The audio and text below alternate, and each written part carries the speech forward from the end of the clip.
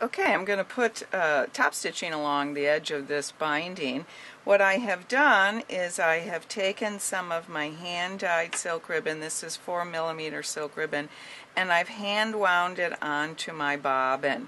I couldn't decide whether I wanted to use this lighter color, this is pink pulp, or if I wanted to use summer flowers, and I decided I didn't want to incorporate any of that orange, so I'm going with the pink pulp. I think that'll look pretty. When I drop this into my bobbin area, I usually catch the tension right here when I put in a bobbin, but when I'm doing bobbin work, I'm going to bypass that tension.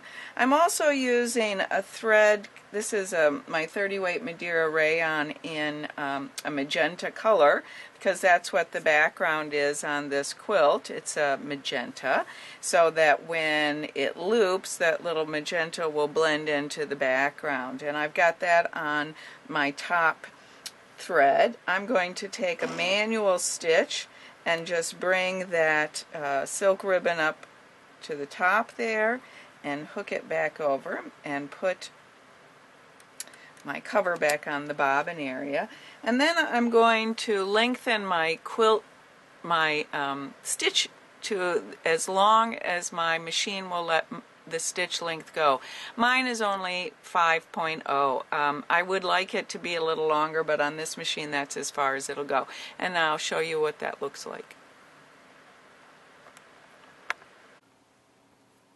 Okay, I've turned my little quilt over to the back side because I want that ribbon to sit on the front. I've lengthened my stitch length to 5, and I'm just going to run my foot right along the edge. I know that that will give me a nice look when I'm finished, and what will happen is, because I bypass the tension when I put it into the bobbin, it's just going to loop then on the top, and I'll show you that in just a minute. Gives a really pretty effect. It gives a look of hand kind of stitching. I want to get to this corner, make sure I have a nice spacing just like on the other side, and it's up a little bit, so I'm going to manually put it back a little bit. Take my stitch and stitch a little bit.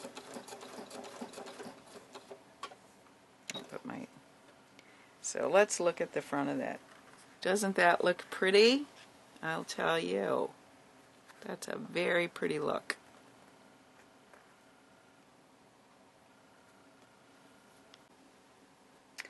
When I get to the end here, here's my top thread. I want to take 1 or 2 stitches over where I started, and then when I go on the front, I'm going to have to clip it and make sure that it's secure, because that ribbon is just too thick for me to pull up to the back side.